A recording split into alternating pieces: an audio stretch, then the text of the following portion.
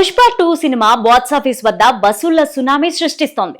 December 5న విడుదలైన ఈ cinema 3 రోజుల్లోనే 621 కోట్లు వసూలు చేసినట్టు చిత్ర బృందం అధికారికంగా ప్రకటించింది. అయితే సోమవారం నుంచి సామాన్యులకు టికెట్ ధరలు అందుబాటులోకి రానున్నాయి. ప్రీమియర్ షోకు 800 టికెట్ ధరని వసూలు చేశారు.